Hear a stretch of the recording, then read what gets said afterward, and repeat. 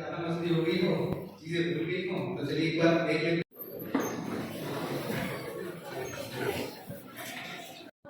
अभी तक हमसे उभर नहीं पाए हैं। जैसा कि देखा जा सकता है कि उन्होंने द्वार लगाए, वहाँ पे दूसरी संस्कृति और दूसरी भाषा उसमें देखा जाता है। स्वागत है आप सभी को उवैस ब्लॉग पे। उम्मीद करते हैं कि आप सब कुशल मंगल होंगे, बढ़िया होंगे।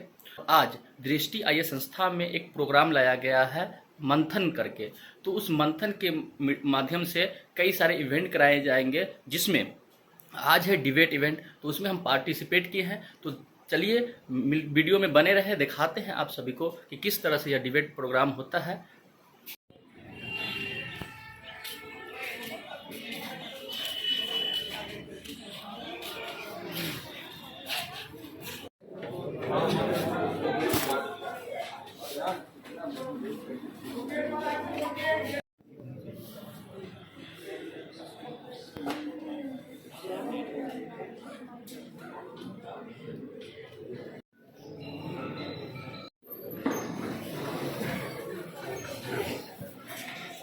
ज्यादा मस्ती हो गई हो, चीजें भूल गई हो, तो चलिए एक बार देख लेते। Good morning to all of you, inspector sir. सबसे पहले दृष्टि टीम को धन्यवाद देना चाहता हूँ। इस मंथन जैसे कार्यक्रम ला करके हम कॉन्फिडेंस युवाओं में कॉन्फिडेंस लाने की कोशिश करते हैं। आज के इस डिबेट कार्यक्रम में जो टॉपिक है वह है यूक्रेन पर रूस का आक्रमण अनुचित या अनैतिक है। तो सबसे पहले हम इसमें अपना जो पक्ष रखेंगे वह विपक्ष है, जो मेरा वार्ता है वह इसके अगेंस्ट में रहेगा। अब इस यूक्रेन पर रूस का आक्रमण यानी जो नैतिक है यानी उचित है, उसको सही ठहराते हुए हम इसके पक्ष में कुछ तथ्यों को रखेंगे। तो सबसे पहले आपको बता दें कि यूक्रेन जो है जो रूस का ही एक विभाजित और पड़ोसी देश है, जो 1991 में अलग हो गया था। जो रूस को भौगोलिक सुरक्षा मतलब यूरोपीय देशों तथा अमेरिका जैसे और यूरोपीय देशों और नाटो जैसे संगठनों से भौगोलिक सुरक्षित रखता है यूक्रेन। लेकिन यूक्रेन क्या हुआ कि 2017 में नाटो से सम्मिलित प्रस्ताव क्या किया कि वो सहमति हर दी कि हम उसमें शामिल होंगे, जो रूस के लिए सबसे बड़ा घातक सिद्ध होगा। तो घातक क्यों सिद्ध होगा, इसके क्या कारण है, इसके बारे में हम आपको कुछ बताने जा रहे हैं कि नाटो यूरोपीय देशों तथा अमेरिका जैसे महाशक्तियों का एक संगठन है जो रूस के हमेशा अगेंस्ट में रहता है यानी विरोध में रहता है। नाटो का गठन 4 अप्रैल 1949 को हुआ था। नाटो का जो पूरा नाम है वह नॉर्थ अटलांटिक ट्रीटी ऑर्गेनाइजेशन है। नाटो वर्तमान में 30 देशों का समूह है। नाटो के आर्टिकल 5 कहता है कि अगर कोई भी देश मतलब नाटो में अगर जो सम्मिलित देश है वो किसी अन्य देश पे अगर हमला करता है तो नाटो के सदस्य में किसी देश को कोई दिक्कत नहीं होगा। लेकिन नाटो के किसी देश पर अगर कोई अन्य देश हमला करता है तो वह नाटो के सभी सदस्य पे हमला माना जाएगा, यानी 300 देश पे हमला माना जाएगा और 300 देश मिल करके उस देश पे हमला करेगा। और नाटो में एक और बात है कि नाटो के जो भी सदस्य है उसके जितने भी देश हैं उसके सैनिक एक जगह से दूसरे जगह जा सकते हैं। अगर यूक्रेन नाटो के सदस्य बन जाता है तो अमेरिका के सैनिक, यूरोपीय देशों के सैनिक यानी कहां अब ये यूक्रेन में आ सकता है। तो किसी भी देश के लिए मतलब अब बताइए किसी भी देश के लिए यह सबसे बड़ा घातक सिद्ध होगा कि किसी भी देश जो उसके मतलब जो से विभाजित हुआ है, जो उसके पड़ोसी देश है और वो अपने देश में उसके दुश्मन को लाके बैठा दिया है, और एक दुश्मन नहीं पूरे ग्रुप के दुश्मन को लाके बैठा दिया है, जो सबसे बड़ा घातक सिद्ध है। यूक्रेन को यह समझना चाहिए कि आप तब तक पैर फैलाइए जब तक कि दूसरे को तकलीफ न हो। हर इंसान अपने उचित यानी अपने आत्मरक्षा, अपने सुरक्षा के लिए या अपने विकास के लिए उचित या अनुचित कार्य करता है। इसके लिए जो स्टेप होता है वो उचित या अनुचित लेके चलता है। अगर कहीं क्या कहते हैं कि इसके बारे में रूस ने कहा था कि आप मतलब यूक्रेन को कहा था कि आप नाटो में शामिल नहीं हुई, आपको जो भी मतलब सहायता चाहिए हम आपको देंगे, जो भी आर्थिक सहायता चाहिए हम आपको देंगे। लेकिन यूक्रेन नहीं माना, इसीलिए रूस यूक्रेन पर जो है युद्ध के बल पर उसको सबक सिखाया जा रहा है। कुछ कुछ लोगों को लगता है कि दुनिया थर्ड वर्ल्ड वॉर की ओर जा रही है, लेकिन मुझे ऐसा लगता है कि दुनिया थर्ड वर्ल्ड वॉर से बच रही है। इसके पीछे का कारण है कि अभी युद्ध जो है यूक्रेन और रूस के बीच है, लेकिन अगर यूक्रेन नाटो का सदस्य बन जाता है और भविष्य में कभी यूक्रेन और रूस में किसी आपसी विवाद को लेकर के जो युद्ध होता है तो वह नाटो के मतलब नाटो का युद्ध माना जाएगा और नाटो के सभी सदस्य रूस पर हमला करेगा। बचाने के लिए हुआ है तो उस पे ये विचार करना चाहिए। और अभी मोदी जी का हाल में ही एक उन्होंने कुछ शब्द के कुछ चीजें और बाकी देशों को संदेश दिया है कि ये युद्ध का दौर नहीं, शांति का है, बल्कि बाकी और सभी विश्व के देशों को मिलकर और अन्य महत्वपूर्ण टॉपिक है जिन पर कार्य करना चाहिए, ना कि युद्ध जैसे चीजों पर विचार करना चाहिए। जब युद्ध होता है तो आप क्या मानते हैं कि आपके सारे घर वाले सुरक्षित हैं? जी बिल्कुल नहीं सुरक्षित है, क्योंकि आपको क्या पता, आप तो यहाँ पर बैठे हुए किसी और के घर में से कोई कहाँ यूक्रेन में या रूस में कितने बच्चे पढ़ाई कर रहे हैं। हम मतलब यूक्रेन में और रूस में बच्चे डॉक्टरी की पढ़ाई और वहाँ पे हमारे 500 से ज्यादा जो व्यवसाय मतलब जो व्यापारी हैं किसी गेहूँ इत्यादि के मसाले के वहाँ पर व्यापार करते हैं, वो भी तो वहाँ पर रह रहे हैं, उनकी फैमिली वहाँ पर रह रही है। यदि युद्ध हुआ तो क्या उनके घर बच जाएंगे उसमें? मैं तो नहीं मानती हूँ कि उनके घर बचेंगे। उन घर में भी कुछ जानें बसती हैं, वहाँ पर भी कुछ जानें रहती हैं। अगर उनकी हानि हुई तो क्या वो भारत के नागरिक नहीं है? उनको भी वहाँ पर हानि होगी, जिसके कारण हमें भारत के कुछ व्यक्ति खोने पड़ेंगे, जिससे हमारी अगर वो वहाँ पर इतना पैसा कमा रहे हैं जिससे हमारे भारत की अर्थव्यवस्था अच्छी हो सकती है, ये हमारी अर्थव्यवस्था के लिए भी बहुत ज्यादा हानिकारक है। कई देशों को यहाँ तक कि कई देश के लोग पर भी पड़ा, जैसे कि हम लोग श्रीलंका प्रांतीय संकट को मतलब उसमें भी देख सकते हैं। सुरक्षा किसी भी देश के लिए प्राथमिकता होती है। ऐसे में यदि हम लोग रूस को पूर्वी में देखें तो जापान है जो कि विश्व का हमेशा पक्ष में रहता है। इसका पश्चिम में देखें तो जो नॉर्वे है विनाश लेकर के आता है और वो उसको किसी भी दृष्टिकोण से हम हितकारी नहीं ठहरा सकते हैं। अगर हम देखें इसको, अगर हम इसको किसी भी दृष्टिकोण से, चाहे सांस्कृतिक ले लो या फिर पर्यावरणीय ले लें हम या सामाजिक देख लें, वहाँ के हर एक पक्ष जो है वो प्रभावित होता है इससे। समाज के तौर पर अगर देखा जाए तो यूक्रेन से बहुत सारे लोग दूसरे देशों के अंदर गए हैं जहाँ पर उनको अनेक सारी चुनौतियों का सामना करना पड़ा है। पर्यावरण के तौर पर ले तो रासायनिक बमों का यूज करने से हमारा पर्यावरण पहले से ही कार्बन डाइऑक्साइड के प्रयोग से बहुत त्रस्त हो चुका है और इसके अंदर लगातार ग्लोबल वार्मिंग का बढ़ता ही चला जा रहा है। तो मैं ये बताना चाहूँगा कि जो यूक्रेन नाटो का सदस्य बनना चाहता है तो उचित या अनुचित है।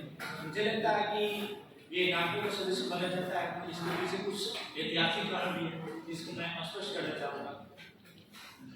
और सबसे पहले जब 1922 में जो सोवियत संघ की जो स्थापना और रूस और यूक्रेन की जो युद्ध के बारे में हमें डिबेट के लिए आमंत्रित किया गया है, हम इसमें देखते हैं हिस्ट्री से ही जुड़ता है। वर्ल्ड हिस्ट्री से ही जुड़ता है तो वर्ल्ड हिस्ट्री में हम एक ओपिनियन नहीं होता है, सबका अपना अलग अलग विचार होता है और अलग अलग अपने दृष्टिकोण होते हैं। तो हम अपने दृष्टिकोण के अनुसार, अपने ओपिनियन, अपने विचार के अनुसार अपने मत को रखते हैं। तो रूस और यूक्रेन के बारे में हम बात करेंगे और हमारा पक्ष है अनैतिक है।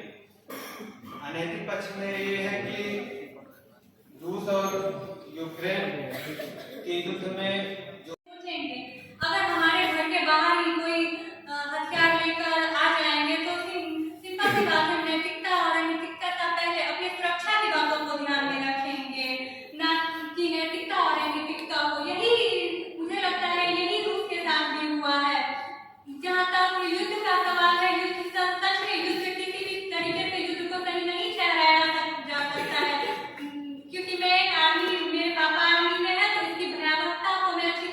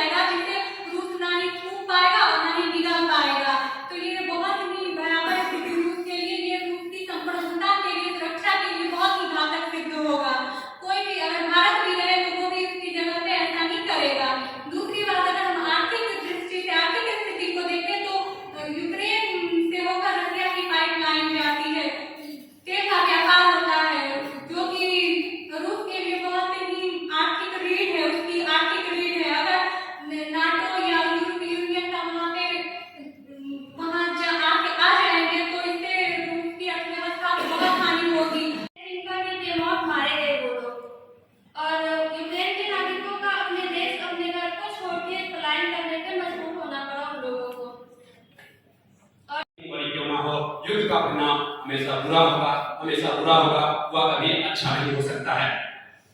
आज के इस वाद विवाद कार्यक्रम मंथन का विषय है कि रूस का द्वारा आक्रमण, यूक्रेन पे आक्रमण अनैतिक है। इसके तर्क जाल में उलझने से पहले हम इस युद्ध के कुछ बैकग्राउंड पे नजर डाल देते हैं।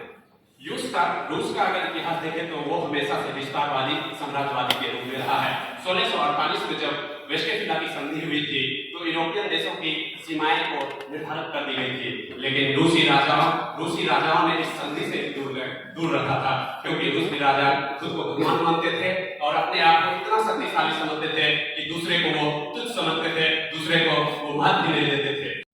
सीमा सुरक्षकों से जुड़ के देखते हैं। मानवत इन प्रतिपक्षी भाई बहनों से मैं सवाल करना चाहता हूँ कि क्या आप 10वीं सदी में मोहम्मद गजनवी में भारतीय आक्रमण को सही करार देंगे? क्या आप गांधी साहब के दिल्ली आक्रमण को सही करार देंगे? क्या आप 21 अक्टूबर 1947 को पाकिस्तान के द्वारा कश्मीर के बारे में आक्रमण को सही करार देंगे? क्या आप 1962 में चाइना के द्वारा हुए आक्रमण को सही करार देंगे? यदि नहीं तो फिर यूक्रेन के द्वारा, रूस के द्वारा यूक्रेन के आक्रमण को सही करार क्यों? कि केवल इस वजह से कि रूस के साथ हमारे बहुत मेहनत का काम किया है आप लोगों ने कि इतने आखिर तक बैठकर हमने अभी तक 6 क्लासेस की है, 6 क्लासेस की है, जिसमें से 3 लोग विनर चुने गए हैं। आप में से 3 लोग विनर होंगे। ये क्लास ऐसी है जो सबसे लंबी चली। अमूमन हम 1-1.5 बजे तक खत्म कर दिया करते थे, लेकिन आप लोगों ने उतना साहस दिखाया कि एक तो आप पूरा समय ले रहे थे, अपनी बात अच्छे से कर रहे थे, और दूसरा कि आप सुन रहे हैं। यकीन जानिए कि आपसे ज्यादा लोग पहले बैच में आए थे, लेकिन आपसे कम लोग बचे थे अभी तक। तो आप लोग सुन रहे हो, इसमें तो आप सीखना चाहते हो। मैं 2 बातें आपसे करूंगा, फिर हम लोग अपने अपने रास्ते निकलेंगे। अगले कार्यक्रम में, अगले चरण में फिर मिलेंगे। रिजल्ट आपको शाम तक वेबसाइट पर मिलेगा। वेबसाइट का आपको पता होगा, जब आप हिंदी वेबसाइट पर जाएंगे तो ऊपर टैब्स होते हैं बहुत सारे, जिस पर लिखा होता है ब्लॉग, टेस्ट सीरीज और अन्य बहुत सारी चीजें। ऊपर एक पट्टी होती है, उसमें पहला बिंदु आपको मिलेगा मंथन के नाम से। आपको वहां क्लिक करना है। उसमें वाद विवाद के नाम से एक और टैब होगा, वो खोलना है। सबसे नीचे जाना है, वहां आपको विनर्स मिलेंगे। पिछले राउंड में विनर्स भी हैं, ये पहला ही राउंड है, लेकिन बैचेस में करवाए गए क्योंकि बहुत ज्यादा थे, बहुत ज्यादा रजिस्ट्रेशन थे। आप लोग आज जैसे आएंगे वैसे बहुत सारे लोग नहीं आएंगे, उनके अभी बाद में कार्यक्रम होंगे, तो वो सारे विनर्स मिलके सेकेंड राउंड में कम्पीट करेंगे। और वहां से हम सोचते हैं कि और इंट्रा हमारा सेंटर मान लीजिए, या जो प्रयागराज और जयपुर सेंटर के बच्चे हैं वो भी आएंगे, तो सारे एक साथ कम्पीट करेंगे। एक तो विनर्स हो गया, और दूसरा बहुत मेहनत की आप लोगों ने। एक दिन में बहुत अच्छा काम किया, लास्ट में बहुत लोग भाग भी गए और वर्कशॉप करेंगे 2 तारीख को। अभी कंफर्म नहीं है, वेबसाइट पर डाल देंगे। 2 नवंबर को वर्कशॉप होगी। आप में से बहुत लोगों के सवाल होंगे अभी भी कि कैसे डिबेट करनी चाहिए, कैसे बोलना चाहिए, कविता कितनी यूज करनी चाहिए, आक्रामक कितना होना चाहिए, मंच को कितना एड्रेस करना चाहिए, सीट को कितना एड्रेस करना चाहिए, बच्चों को कितना करना चाहिए। तो ये जो क्राफ्ट है चीज का, बोल सब लेते हैं, बोलना इज एन आर्ट, बट कैसे बोलना है दैट्स क्राफ्ट। तो क्राफ्ट सिखाने के लिए जो वर्कशॉप्स होंगे उसमें जरूर मौजूद रहेंगे। भले ही आप डिबेटर ना बने, कहीं बाहर पार्टिसिपेट ना करें, दैट्स ओके, पर बोलना कैसे है, आपको फेस मंच या फिर इंटरव्यू बोल वो कैसे करना है वो सीखिए। आज के लिए इतना ही, फिर मिलेंगे। जो लोग जीतेंगे उनको बहुत बहुत बधाई, और जो लोग देखिए हारेगा तो कोई नहीं है।